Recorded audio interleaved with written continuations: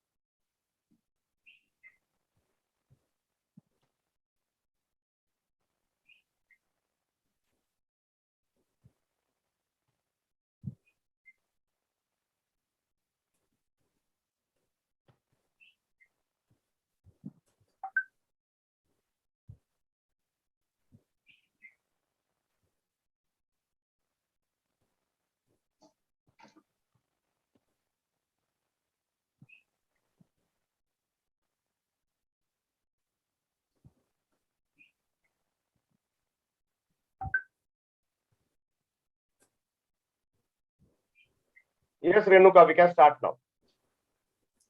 Yes. A very good morning to one and all. At the outset, let me take this opportunity to welcome the resource person of today's session, Dr. Akhilesh Peshpe, the convener of this online lecture series, Dr. Karthik Panikar, and all my dear student friends who are getting benefited from this online lecture series of BSc Semester 2 Compulsory English. I wish to take this opportunity to make an appeal to all the stakeholders of this lecture series, as well as our dear student friends, to circulate the YouTube link meant for the students in your groups and your circles. And I request the student friends kindly subscribe this YouTube channel so that you will get the links, you will get the notification of further lectures on your mobile. And this lecture series will always be a beneficial thing for you. The lectures by eminent scholars from Faculty of English will surely add to the existing understanding of the student of this new syllabus. Dear students, yesterday we enjoyed the session by Dr. Veena Joseph Madam, in which Madam has superbly explained the poem Richard Cory.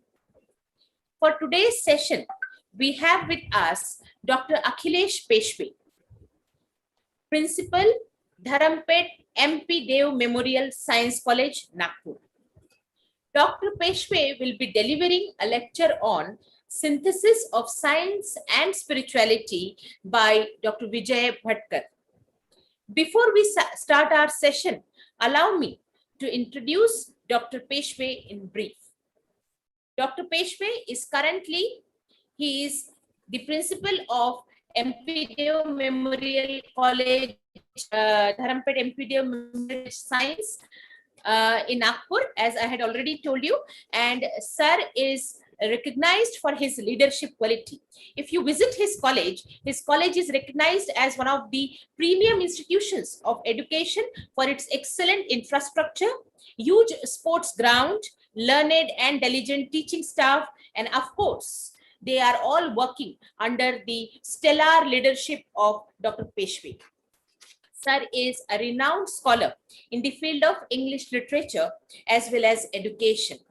His area of specialization is educational psychology, and he has received postgraduate degree in educational psychology from University of Texas at Austin, USA.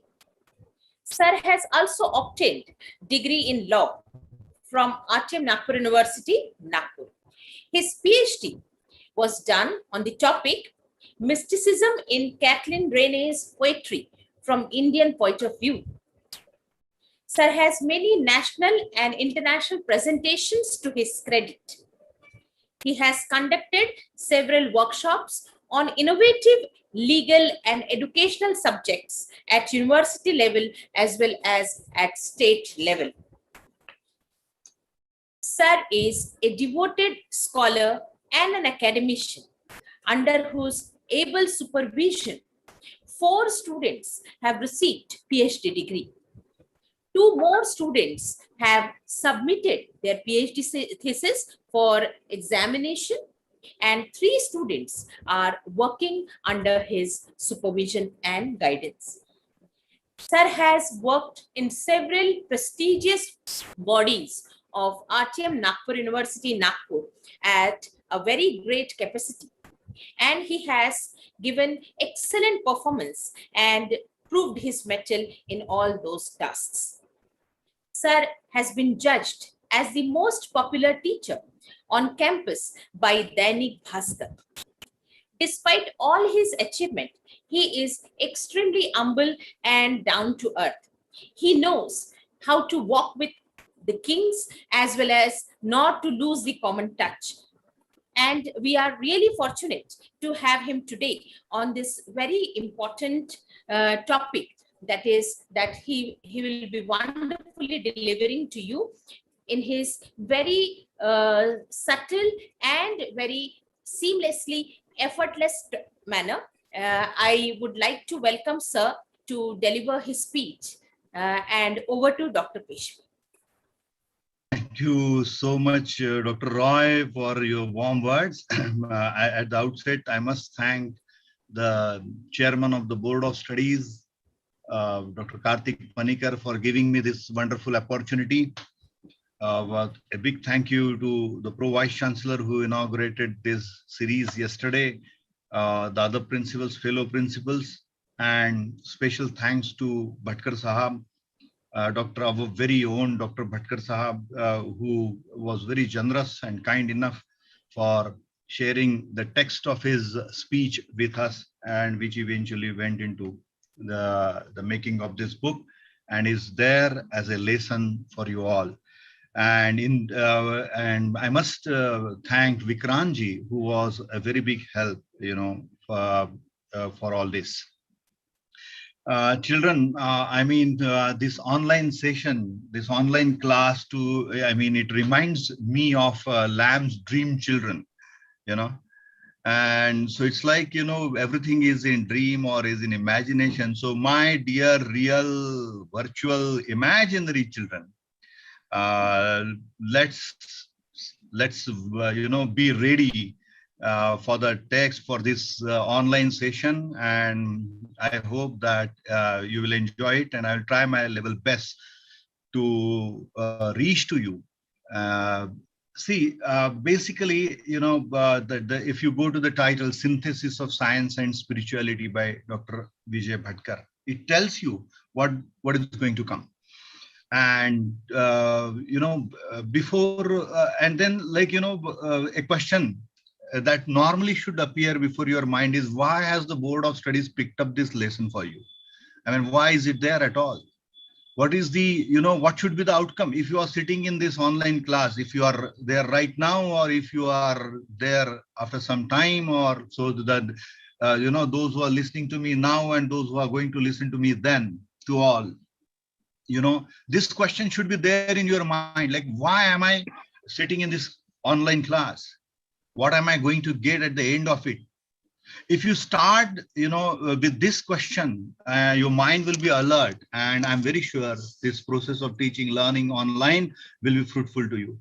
So the first, as an outcome of studying this lesson, the first thing that comes to my mind that, you will benefit will be, you will know what, according to Dr. Bhatkar, is the true evolution of mankind. Evolution of mankind has always been a concern. Have we evolved? And so you will get Dr. Bhatkar's perspective.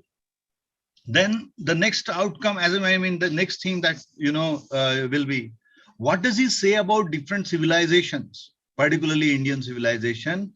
And I have identified 2 documentaries from National Geographic for you.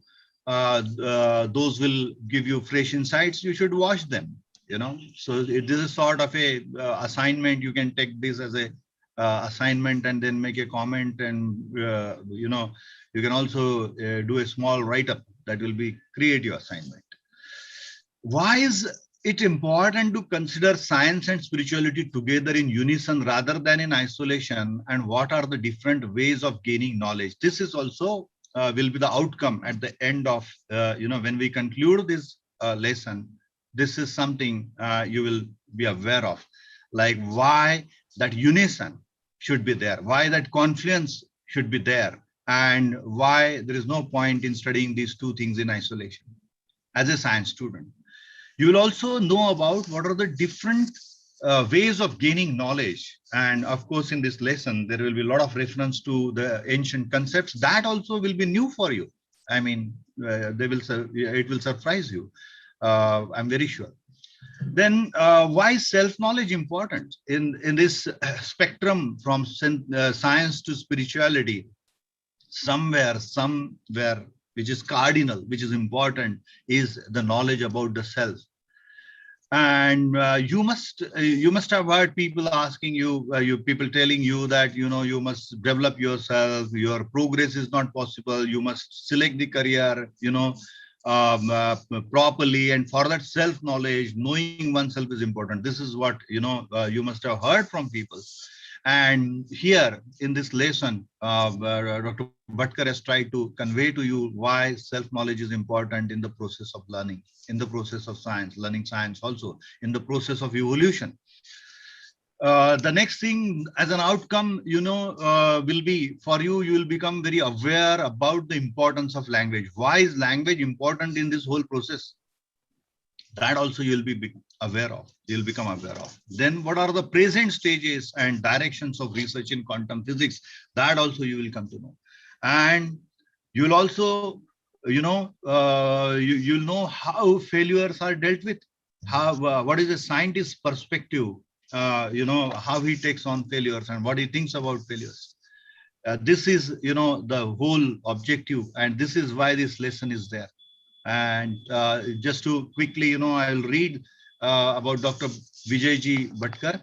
Dr. Bhatkar is a computer scientist, IT leader, educationist, all rolled into one. An alumni of Nagpur University, now Rashtrasant Tukadoji Maharaj, Nagpur University, Nagpur.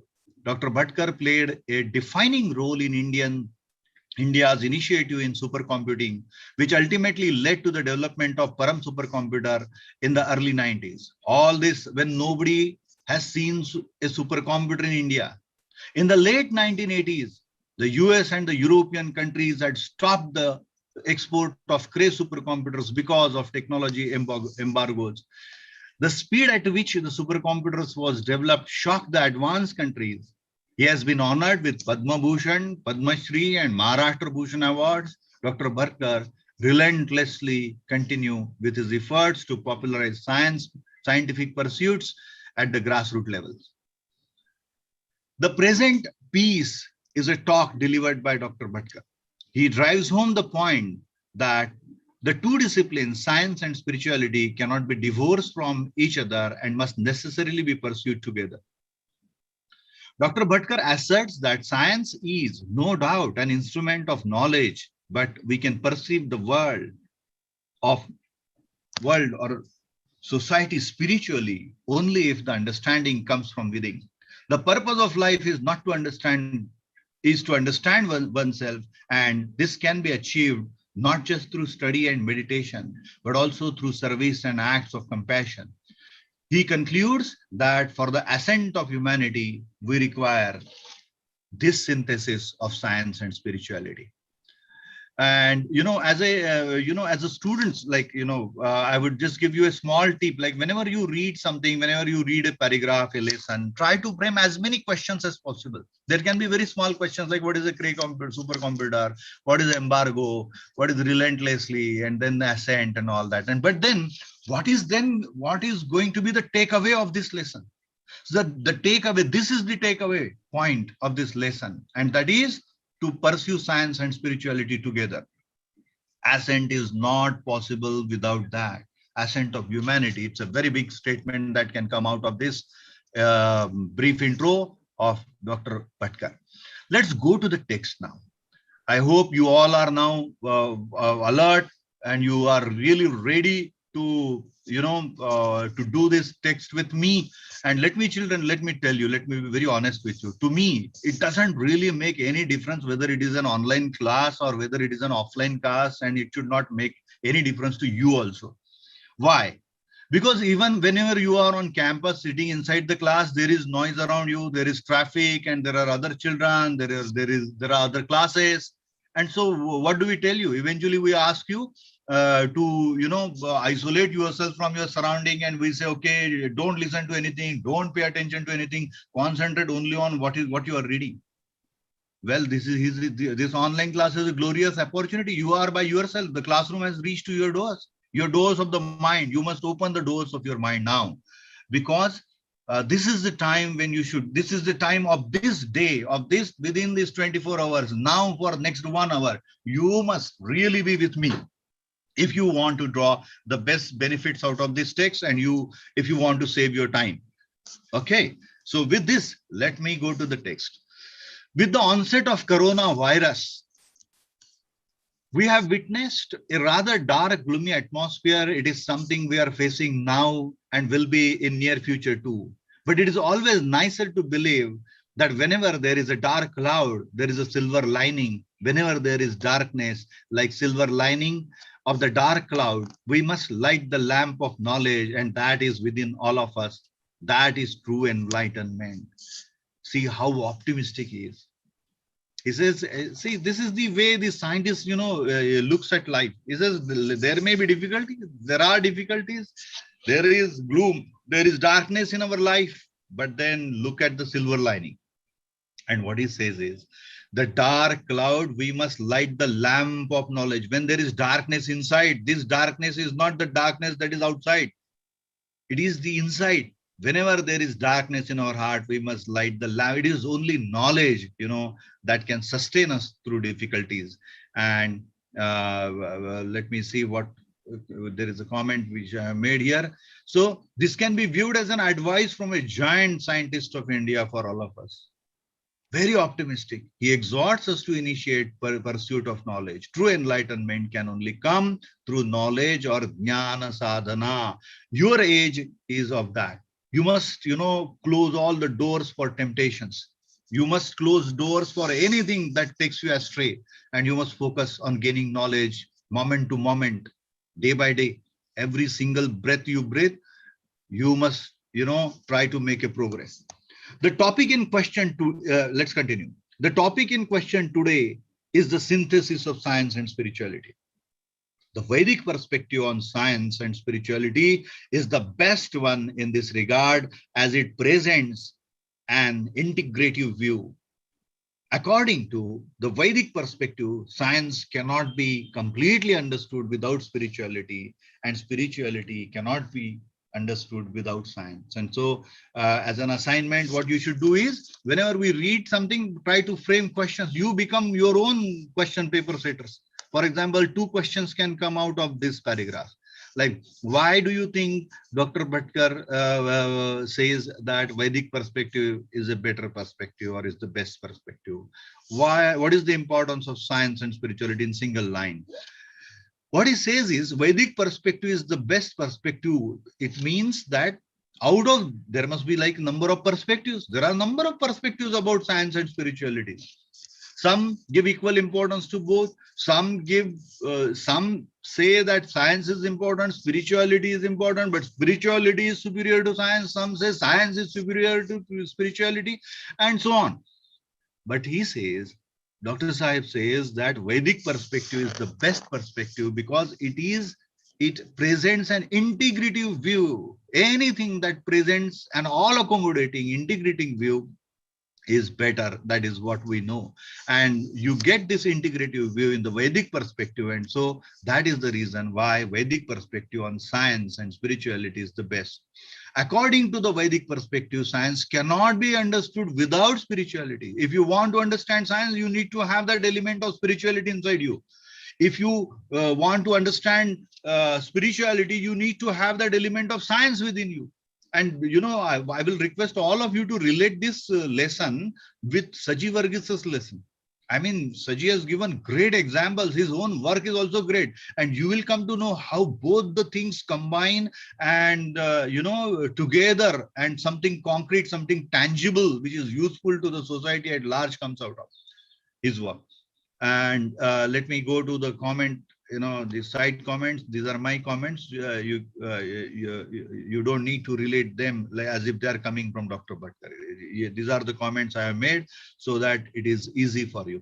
Dr. Bhatkar states that integrative view is the best. So what is the crux of this para number 2? In the first para, there is optimism that comes out. In the second para, and then he tells us that only through knowledge, enlightenment can come. And in the darkness, we must light the lamp of knowledge. First para, over. Second paragraph, he tells us that integrative view is the best, and Vedic perspective holds this integrative view. And it can be said that he perceives as if science and spirituality are like two sides of the same coin.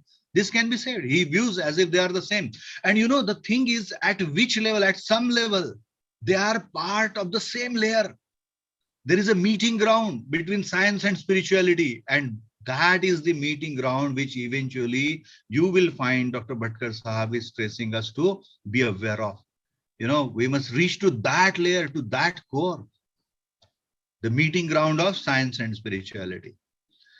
Let's go to the third paragraph now. When talking about the synthesis of science and spirituality, we do not mean synthesis in the sense of mixture of two different elements to produce the third one. What is meant by synthesis is the unification of science and spirituality in order to get a complete view of reality. A complete view of reality. A complete view of reality.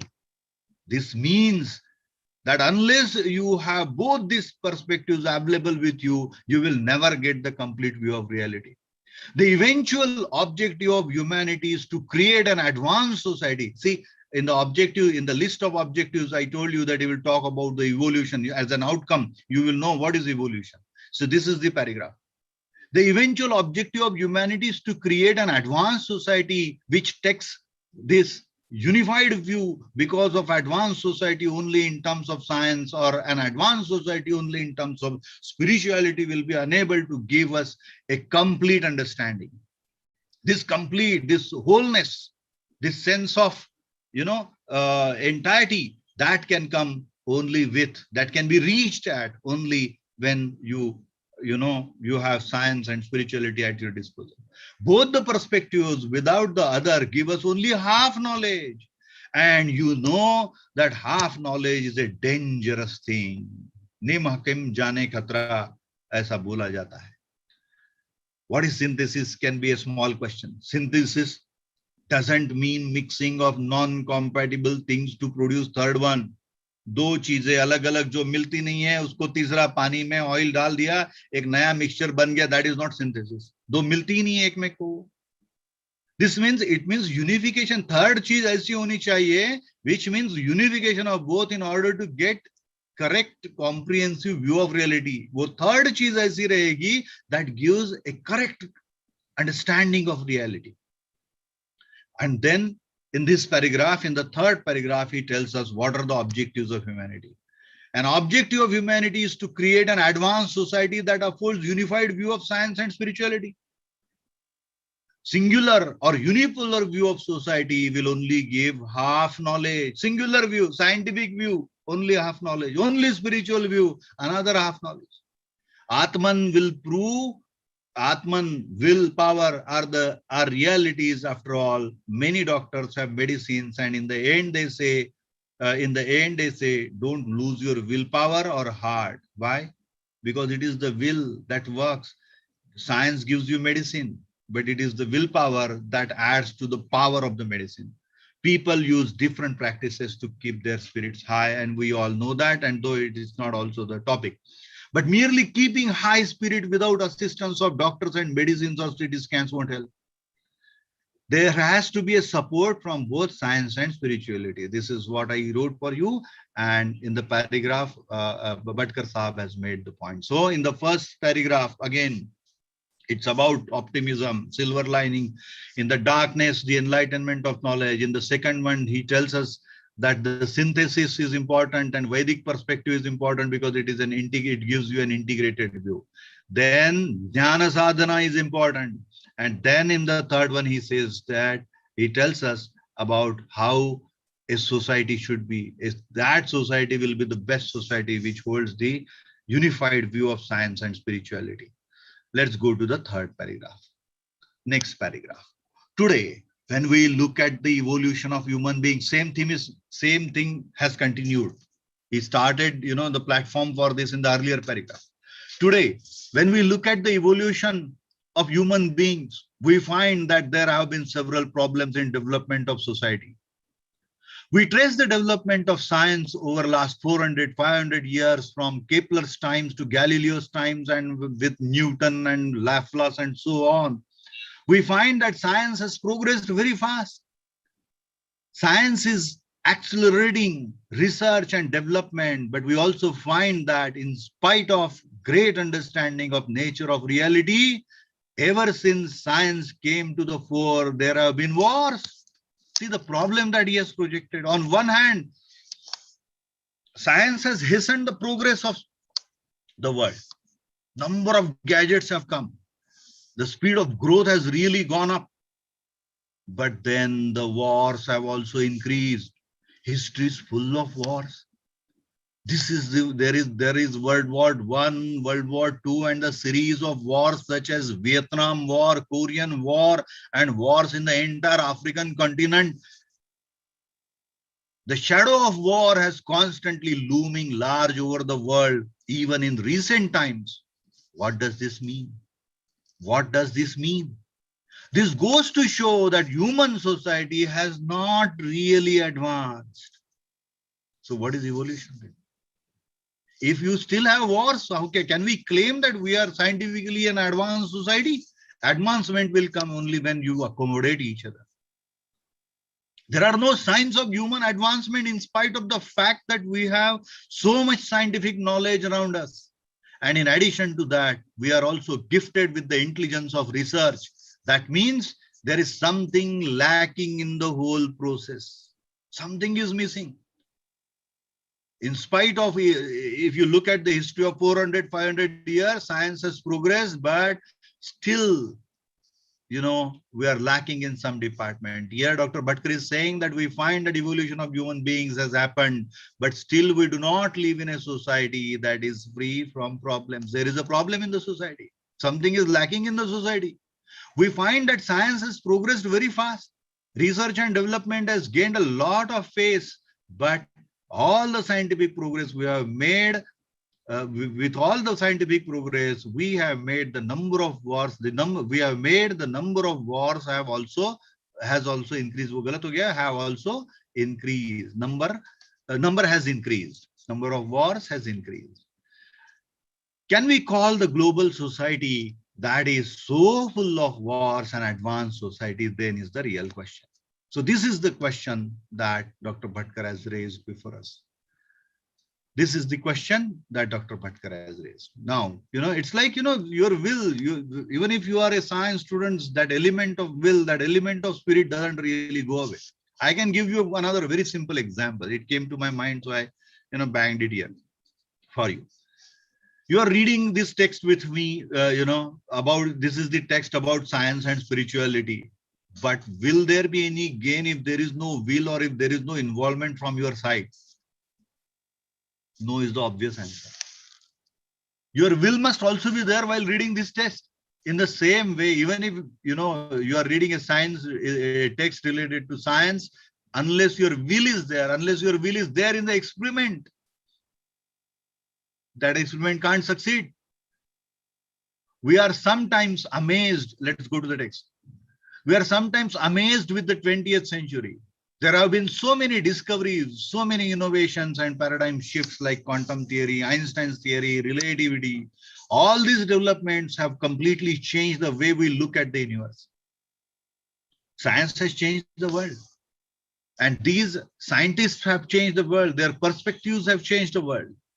With the quantum view, various different perspectives changed and several disciplines started their cohesion together and started converging together to give us more complete and a synthesized view of universe in which we live.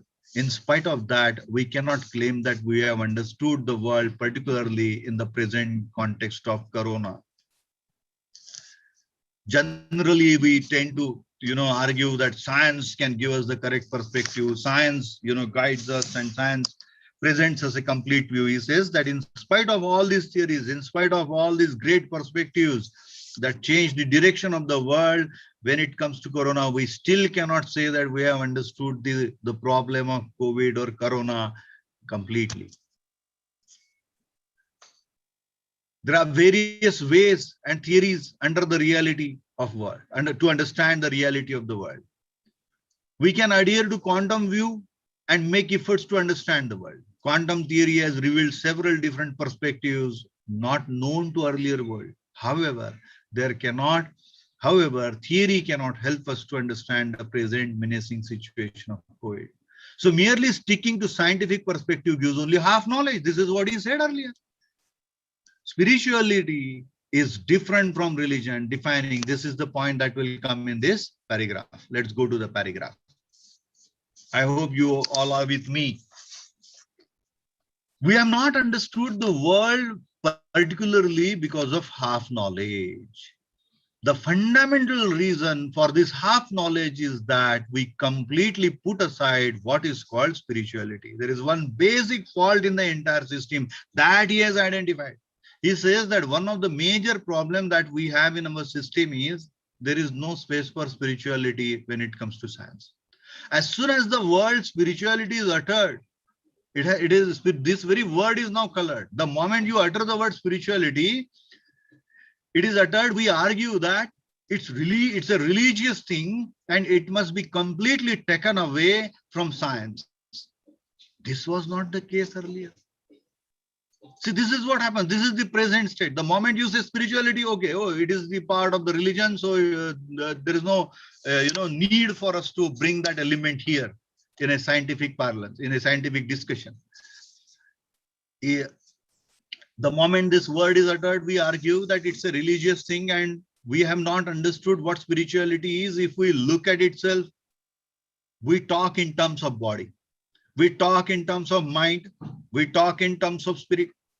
So when even in the from the scientific perspective, there is a place for body, there is a place for mind. Yes, we talk about mind, we talk about body, we talk in terms of spirit. But the word spirituality, the moment the word spirituality comes from the word spirituality comes from the word spirit. The spirit is also the soul, but soul is a very misunderstood word. It has become word, it's a word. By spirituality, we mean the knowledge. By spirituality, we mean that knowledge of the soul that is within us. We will now have to clarify what is meant by spirit and what is meant by soul. So here, Dr. Bhatkar says that spirituality is different from religiosity. Defining what is religion and what is spirituality is not the present concern. but you are free to explore further if you are interested in that.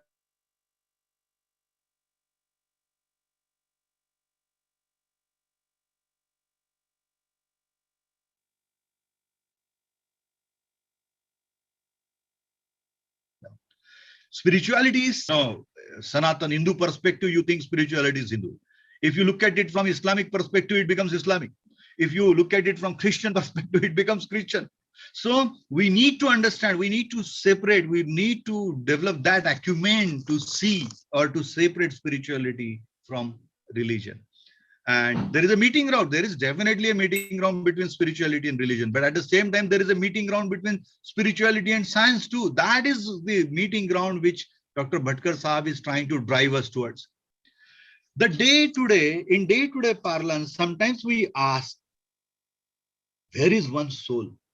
See, he says that we know that there is body, there is this body, there is mind we accept, and then we also know that there is soul. And in day-to-day parlance, we sometimes ask, where is one's soul? To know about the knowledge of the self of a person.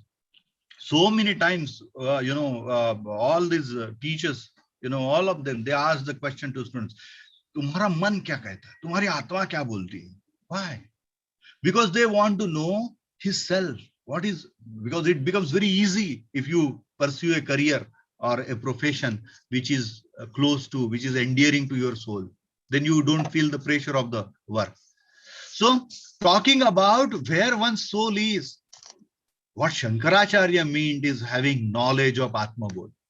When the same question comes from Shankaracharya, a person who, a religious identity holding person, the meaning differs. It is Atma Bodh, the knowledge of Atma. Sometimes in Sanskrit, in Hindi, we say, हमें विज्ञान क्या है समझना है.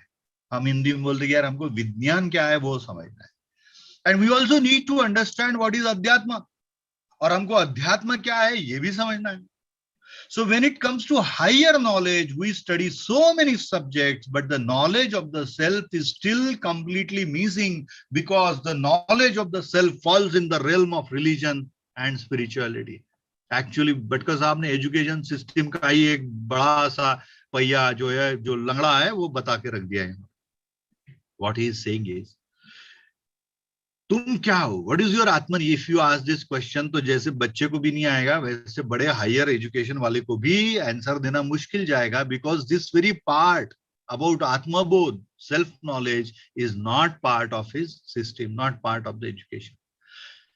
For example, we say follow your interest, follow what gives you joy, peace. तुला आत्मिक आनंद कशात मिळत होते बे, क्या तुम्हें आनंद देता है उसको फॉलो करो, ऐसा हम बताते हैं. एक शिक्षक के नाते जब हम पूछते हैं कि तुम्हारा मन, तुम्हारी आत्मा क्या कहती है. Bhatkar Sahab claims that we need to gain knowledge of science and also the knowledge of Atman or self. Dr. Bhatkar points out that knowledge of the self falls in the realm of religion and philosophy, and because of this there are agreements and disagreements करके बहुत बार when it comes to spirituality it is kept aside. उसको फिर हम अलग करके रख देते हैं साइंस से. आगे चलते हैं. If we look at civilization, there are many who believe that this is the age of civilization. बहुत लोग बोलते कि भाई now is the time when we are civilized. We have become, we were brute earlier. हमारी history देखे तो हम कैसे कैसे रहते थे, अभी हम civilized हैं. But अभी हम civilized ऐसे लगता है. But so far we haven't studied the civilization of the world. We are living in a scientific civilization today. ऐसा बोल सकते हैं कि we are living in a scientific civilization. Our understanding of the world is based on what is known through modern science now. There are several civilizations that came into existence over the last 14,000 years. There was a stage where we were hunters, after which we started looking for staying together as families. We were roaming as hunters, then we became families, family members we became, in communities, and then we began to move in communities, live in communities and in numbers, and then our number grew. Then we became what they call less civilized people. We were in numbers, but we were not so much civilized, was the view of the world. Many civilizations came up and cities started emerging after that. To name a few, there was the Sumerian civilization, Mesopotamian civilization, and Egyptian civilization. A series of such civilizations started emerging. But the earliest civilization would be Vedic civilization or Indian civilization with a history of unbroken continuity. There is also a Greek civilization. There is also the Greek civilization that was closest to the modern scientific civilization due to logic and rationalization. Logic and rationalization were very developed in Greek civilization. And so, there are a number of, Dr. Bhatkar Saab tells us that number of civilizations are there, and then there is Indian civilization and so on. Let's now go down to the next para. Of course, there is Chinese civilization, but we look at our country as a contributor to the Chinese civilization. India has contributed to the Chinese civilization by giving the Buddhist perspective, which later went to Japan, Korea, Indonesia, and the other parts of the world. There was once a Chinese ambassador who went to USA and said that India had captured the minds of China's people without sending a single soldier. The comment is very important. This comment is very important. It shows how a right perspective can change the world and influence humanity very significantly. In India, different saints, different philosophers, and different scientists have changed the perspectives of the world. Hence, when the greatest civilizations such as the Sumerian civilization, Mesopotamian, Egyptian, Greek, Roman, Mayan have been influenced by the Indian one in certain ways. There is a big point that you come across here as a surprise to some, that Indian civilization has influenced all these civilizations so much. And then you can take a screenshot of this. These two documentaries I will recommend. You should, as an assignment, you view these documentaries from National Geographic channel. Indian influence on Sumerian, Mesopotamian, and Egypt. If you are interested, and then you can also come up with some articles, something, send to Hitwaad for Youth Zone, send to media, send to any newspaper of your choice. कोई भी आप लिखिए, लेकिन एक creative writer बन सकते हैं, आप कुछ तो भी documentary निकाल सकते हैं, एक creative assignment करके.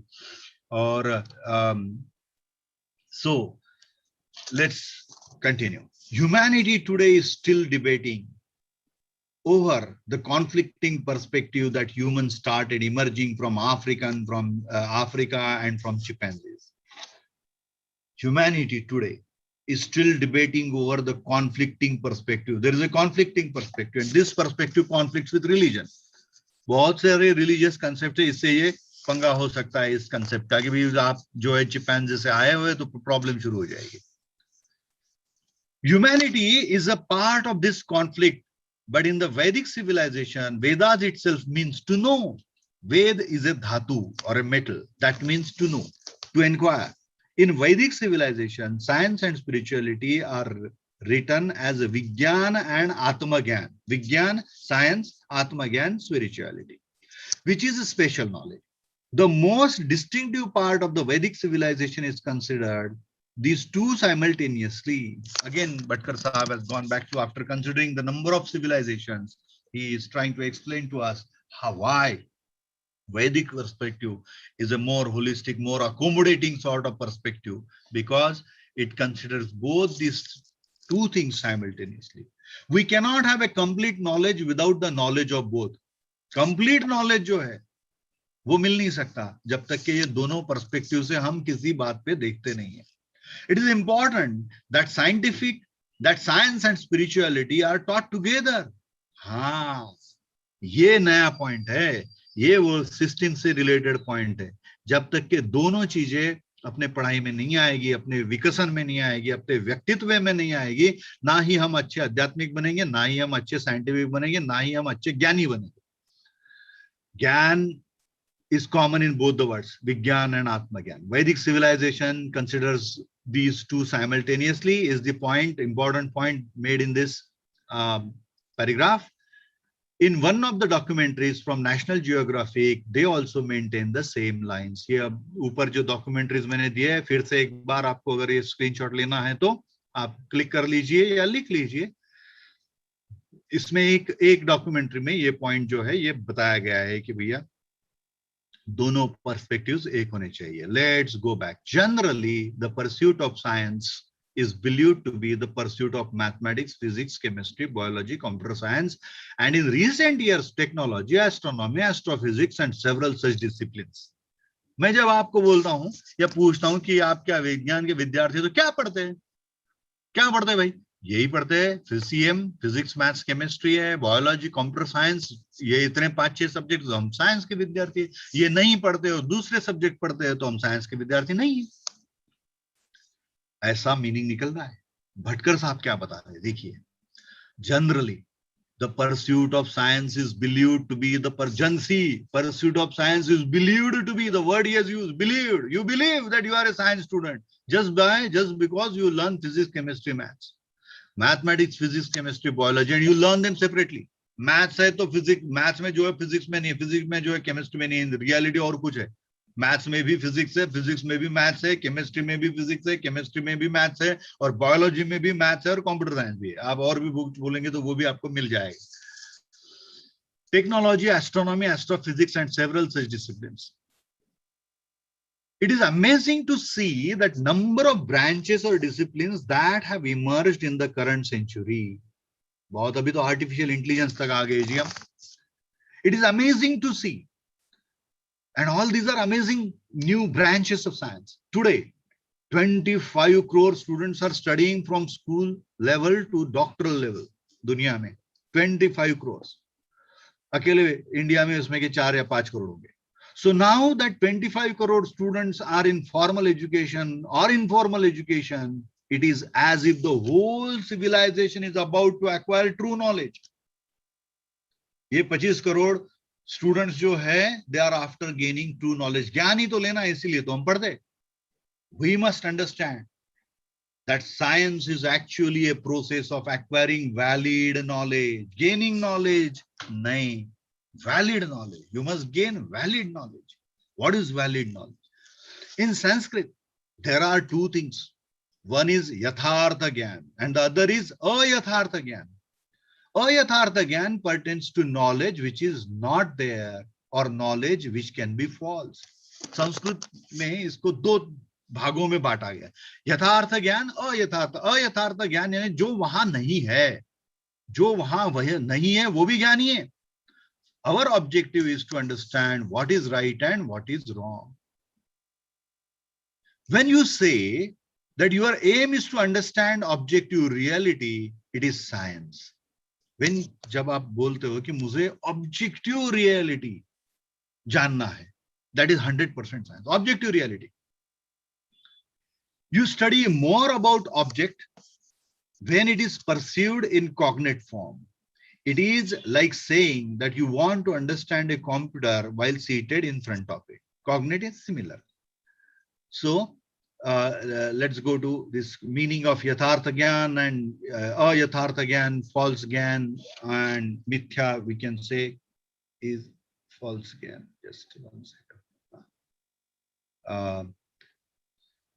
So Dr. Bhatkar has brought in the Sanskrit perspective now. Now, there are two things. Gyan is looked at as yathartha gyan and ayathartha. Ayathartha is knowledge which is not there. He has explained it, later also. So let's go to the next paragraph. Studying science means understand. Now he comes to the point that it is like if you want to learn something in a scientific way, what is the condition? The condition is that of being objective. You must know the objective reality. That objective reality is science. Studying science means understanding objective reality.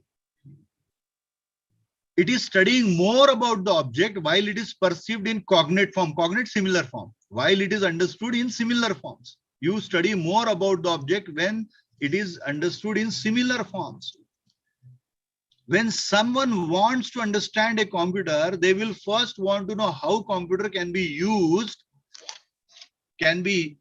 to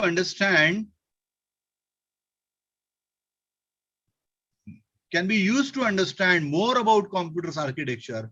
Whatever you want to know is actually objective knowledge about the object. भाई किसी ने बोल दिया मुझे computer के बारे में जानना है, तो जानना क्या है, वो अंदर कैसे फंक्शनिंग हो रहा है, उसके अलग अलग सॉफ्टवेयर क्या कर रहे हैं, ये उसका आर्किटेक्चर क्या है, कैसे वो लिखता है, कैसे ये मैं बोल रहा हूं आपके सामने, इसको वो कैसे कैप्चर कर रहा है, कैसे वो ट्रांसफर कर रहा है, कैसे आपके पास फिर से ये आवाज निकल गया, ये कहीं आर्किटेक्चर है इसके अंदर बैठा हुआ।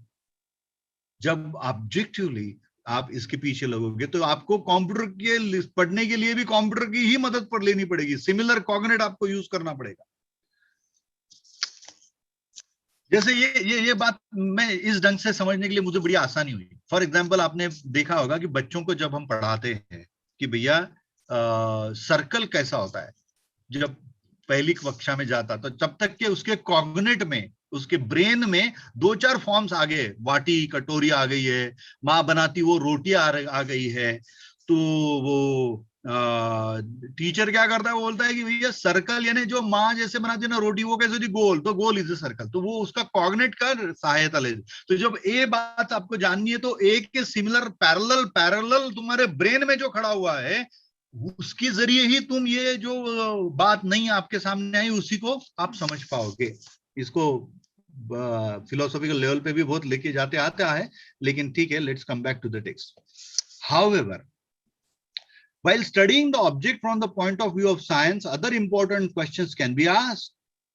हाँ, अभी भटकर साहब एकदम दूसरी जगह ले गए, ये बहुत ही सुंदर, यही एक कलेजा पॉइंट है। मैं तो बोलूं इस पूरी synthesis of science and spirituality को बहुत ब्रिलियंटली लाया हुआ है, बहुत ही सुंदर तरीके से लाया हुआ है। पहले तो बोल रहे कि भाई साइंस, आपको कंप्यूटर जानना है तो आप कंप्यूटर, दूसरे कंप्यूटर या वही कंप्यूटर का आर्किटेक्चर, ये सब वो सब मिल के जानेंगे। अभी जाके साहब बोल रहे हैं कि भैया दूसरे क्वेश्चन भी तो इसके साथ उठाने चाहिए। कौन से हैं? However, while studying the object from the point of view of science, the other important questions can be asked. Who wants to know about the object? Who wants to know about who knows about the object? You might say that I as a subject am trying to know the object. I as a subject, मैं एक व्यक्ति आप जानना चाहता हूं मेरे सामने जो चीज है कंप्यूटर, आप बोल सकते हैं मेरे सामने जो मोबाइल है मैं उसे जानना चाहता हूं, तो उसका आर्किटेक्चर, वो एप्स कैसे, वो सब जानना पड़ेगा आपको। फिर आप धीरे से पूछोगे कि ये अभी इस वक्त मेरे को जो सुन रहे हैं, जो मोबाइल के सामने है, लैपटॉप के सामने, कंप्यूटर के सामने है बैठे हुए, उसमें से कौन जानना चाहता है? क्या उनके आंख जानना चाहती है, हाथ जानना चाहता है, जो शरीर बैठा है वो जानना चाहता है? कौन जान रहा है, कौन सुन रहा है? ऐसा ये प्रश्न है। तो ये विल, स्पिरिट और अध्यात्म, वो स्पिरिचुअलिटी की तरफ ले जा रहा है करके वो बोलते कि even if you know that link between spirituality and science, you cannot negate that. They will first want to know how the inquiry is about subjective nature. Traditionally, it does not come under the purview of scientific inquiry. Subjective knowledge was not made a part of science for a long time. ये एक drawback बता दिया। Who wants to know? जो सामने जो बैठा है उसमें से कौन जान रहा? आंख जान रही है, हमारा ब्रेन कौन जान रहा? अंदर कोई बैठा हुआ है वो जान रहा है।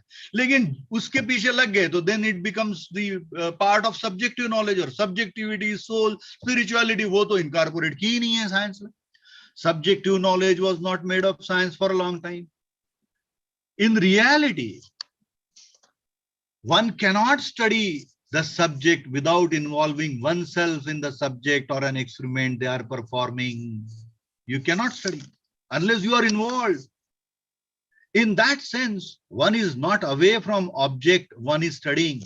So what happens? You involve yourself, you integrate yourself. आप आत्मा से, मन से एक हो जाते हो, तब जाके अपने को कोई एक्सपेरिमेंट कर रहा है जिसमें भी 10 ml डालना है ड्रॉप्स, तो आपको वो बड़ी कॉन्सेंट्रेशन के साथ 10 ड्रॉप वो टेस्ट ट्यूब में आएंगे, वो ध्यान देना पड़ता है। तो पूरा आप वो विषय ही आप बन जाते हो, वो सब्जेक्ट ही आपका मन बन जाता है, एक रूप हो जाना जिसको हम बोलते हैं। experiment that they are performing. In that sense, one is not away from the object of one is studying. In Sanskrit, they call the process of knowledge, knowing about the object as drushya and darshan. In English, we can say that it is the observer, observed and observation. In other words, when we study the object with this consciousness, we are actually studying it in whole. जब हम दृश्य और दर्शन, observer, यानी even if you want to know computers, you will have to involve yourself in that. computer का देखिए आप वही बात देखेंगे, कोई जिसके मन में बड़ा डिजाइनर है, जो मन से बहुत अच्छा स्केचर है, तो वो डिजाइनिंग पीपीटी के अलग अलग फॉर्म्स उधर चले जाएगा उसमें, और उसमें भी वो साइंटिस्ट है, तो वो उसमें के पीपीटी के कोई डिसएडवांटेजेस है कि अरे भाई ये बात पीपीटी में नहीं करते आएगी, तो वो नया खोज निकल के आएगा. लेकिन जब तक के वो अंतरात्मा पढ़ रही है, वो और जो सामने पढ़ने के लिए ऑब्जेक्ट रखा है वो एक नहीं होंगे, उनकी एक बन के एक इंसाइट नहीं बनेगी, तब तक के ये बातें नहीं होंगी. So when we study object with this consciousness, we are actually studying those. So you study it as a whole when spirituality and when science combines. So let's one cannot involve oneself unless the person has interest in it. करके वो जो knowledge of the self becomes important. यही बात आपको doctor Gupta साहब की जो सजी साहब ने बात कही है, वो ही उसमें भी आती है. डॉक्टर गुप्ता साहब ने क्रिटिसिज्म किया है मास्लो पे. आगे चल के जब आप पढ़ेंगे तो आपको पता चलेगा कि भैया वो जितने भी लोग उन्होंने कोट किए, they all have very good knowledge about themselves, and because of their compassion, because of their, उनकी खुद की कंपैशन, उनकी खुद की एम्पैथी जब उन्होंने जानी, तो उनको अलग अलग समाज के लिए सॉल्यूशंस निकलते चले गए. और ये नॉलेज ऑफ द सेल्फ जो है, पावर ऑफ द सेल्फ जो है, ये अर्बन विद्यार्थी में ज्यादा है और रूरल में कम है, ऐसा नहीं है. जिस किसी ने अपने आप को रूरल में भी जान लिया तो कोई जुगाड़ टेक्नोलॉजी से इनोवेशन कर दिया. Today in reality one cannot study the subject. ये हो गया. Today we know that one is a dominant view and science is today we know that one is a dominant view and science one of the dominant one is अभी बना देता है. One of the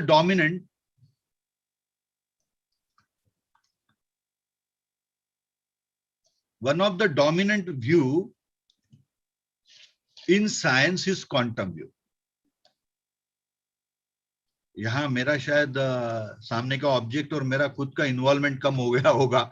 That's why these errors are coming.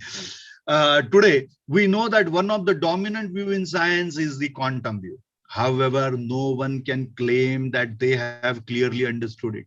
Even quantum scientists, quantum theorists also cannot claim.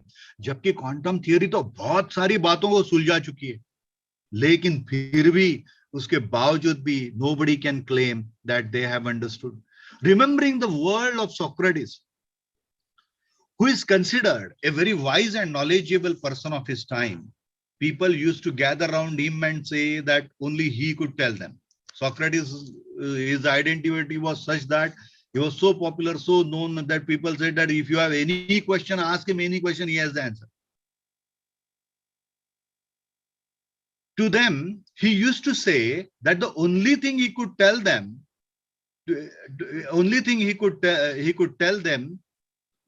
is he knew that he did not know anything. He doesn't know anything. That is the only thing that he is assured of. That this is what used to be the reply from Socrates. We know that the sign of an educated person or a knowledgeable person is that he is very humble.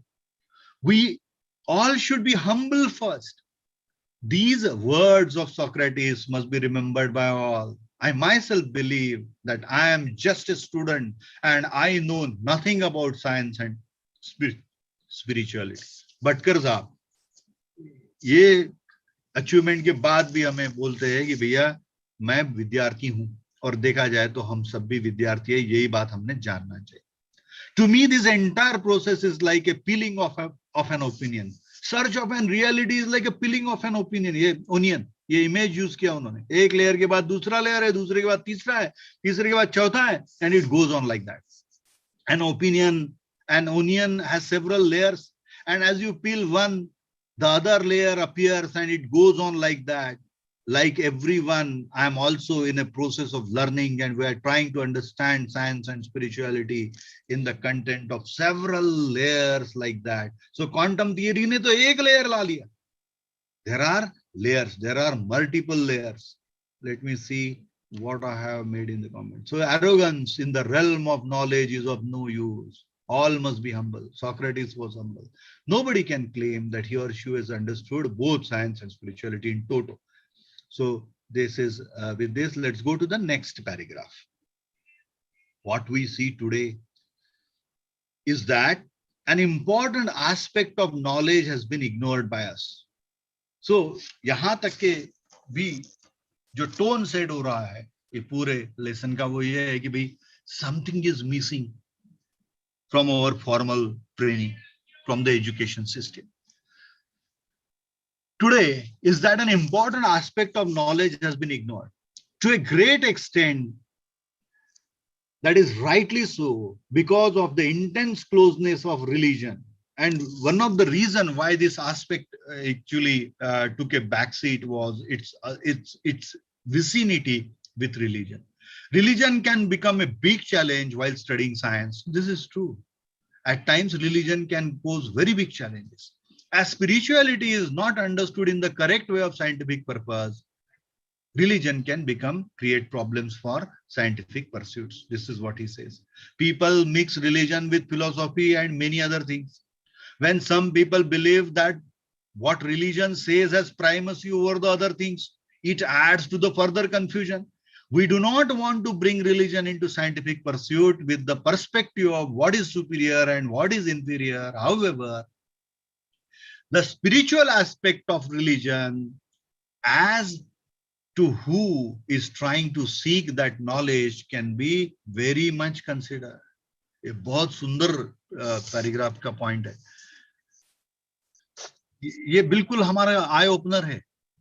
We are religion and spirituality, and then the problem becomes, real tough when you come across people who say religion is absolutely superior to science. So spirituality is superior to science. So there is no question of who is superior, who is inferior. You need to have both the perspectives. For example, हम अभी इस वक्त पढ़ रहे हैं. अभी आप वो आपके मोबाइल के सामने होंगे, टीवी के सामने, जो भी है. अभी हम सामने, मैं इस लैपटॉप के सामने हूं.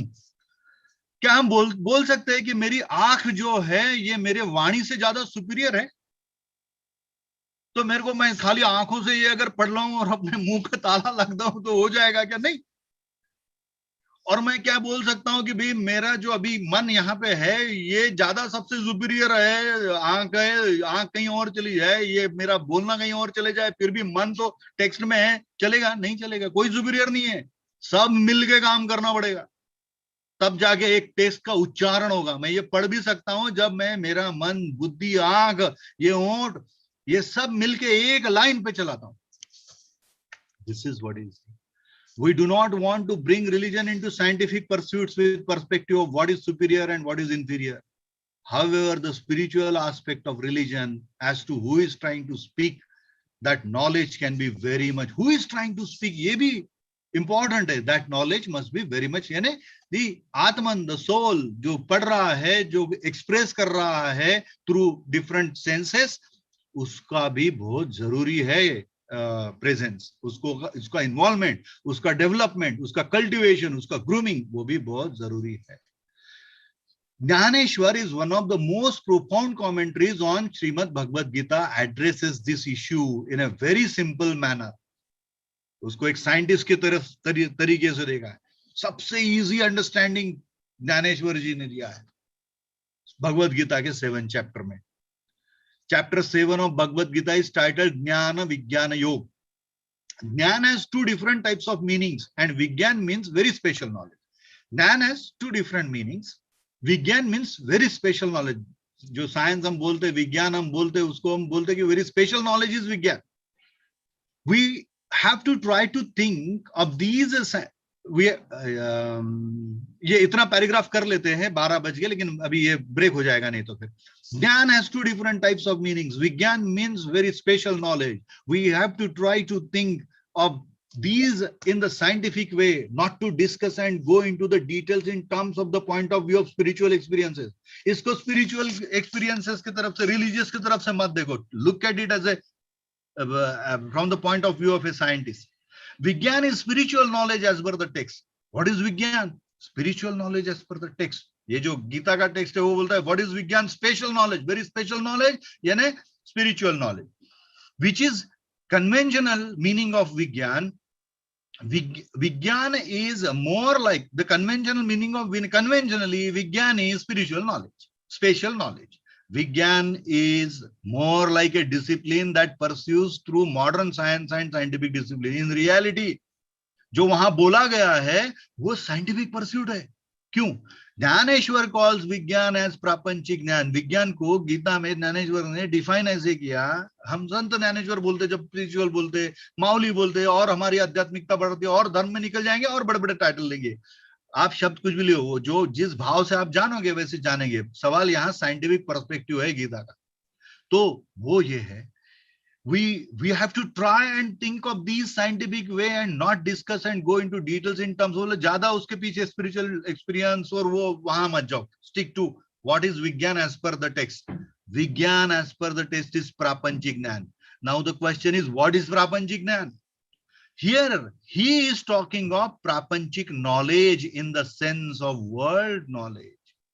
Here he is not talking of Prapanchik knowledge in the sense of world knowledge. Prapanchik Jnana जो विज्ञान से जुड़ा हुआ है, विज्ञान is Prapanchik Jnana. Prapanchik Jnana is not in the sense of world's knowledge. यानी संसार, world knowledge यानी संसार का ज्ञान, ग्रह गृहस्थी का ज्ञान. नहीं, ये नहीं बोला.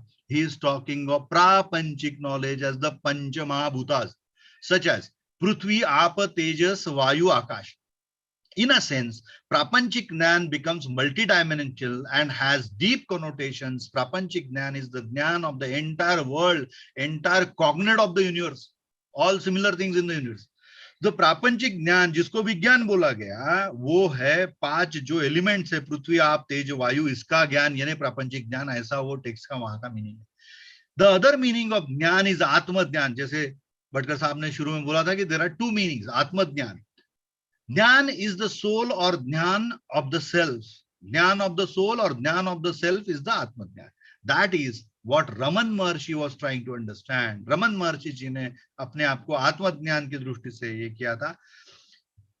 He who got the desire to understand, who has the quest to understand, who is जिज्ञासु, अगाधो ब्रह्म जिज्ञासा. यानी ये जो अभी भटकर साहब बोल रहे थे कि पढ़ कौन रहा, ये भी तो क्वेश्चन पूछना चाहिए. कंप्यूटर जानना चाहता है सामने का, आर्किटेक्चर जानना चाहता है कंप्यूटर का. कौन जानना चाहता है? आंख जानना चाहता है, कान जानना चाहते हैं, हाथ जानना चाहते हैं, क्या कौन जान? अंदर कोई बैठा हुआ है, वो इन बातों के, इन सेंसेस के जरिए जानना चाहता है. आत्मज्ञान, ज्ञान is the soul, ज्ञान of the self. Sorry, that is Raman Maharshi was trying to understand. Who got the desire to understand, and who has the jignasa. Agado Brahma jignasa is what we believe. That is like saying, I want to understand the entire reality of what is called Brahman. Brahman Sutras try to explain it. Vedas try to explain it. Upanishads try to explain it. Bhagavad Gita tries to explain it and explain jignasa. And who has jignasa? It needs to understand that then it is adhyatmic knowledge or adhyatmic pursuit. IT is what we call, and it is what we call spiritual pursuit. तो जब हम इस बातों की जिज्ञासा, ये जिज्ञासाओं के पीछे लगते तो वो स्पिरिचुअल नॉलेज की तरफ चले जाता है. हमें चाहिए combination. Dr. Bhatkar states what is Prapanchik Jnana. Explain that in the 7th chapter of Jnaneshwari is actually referring to the knowledge of 5 different elements of the universe. Earth, for example, अभी अर्थ क्या है? Geoscience है. Geoscience, जो modern geoscience के student आप बनते हो तो यू आर स्टडीइंग ज्ञानेश्वरी के हिसाब से आप अर्थ नाम का जो पृथ्वी, वो एलिमेंट में आपका एक्सपर्टीज बढ़ा रहे. वाटर हाइड्रोलॉजी है, वाटर पे आपको जानना है तो हाइड्रोलॉजी की पढ़ाई. फायर में फायर डायनामिक्स, फायर साइंस है, climatology, meteorology, aerodynamics and space astronomy. Study of these elements is actually in the realm of science. This is what he is trying to do. As against this, the approach of Raman Maharshi was pure pursuit of scientific knowledge of the soul. ये दोनों भी accommodate होना चाहिए. We can think of who wants to know about earth. हाँ, यहाँ question पूछ लीजिए. Who wants to know about earth? Who wants to know about fire? Who wants to know about air, space and water? Who is the Jigyasu? The answer will be the individual soul. तो 12:06 हो गए. तो I think I must connect myself back to Madam Roy and Dr. Panikkar sir and stop here, and then we'll pick up this tomorrow. Over to Dr. Roy, Dr. Panikkar. Absolutely fine, sir. Absolutely fine. Tomorrow, I'm really thankful to Dr.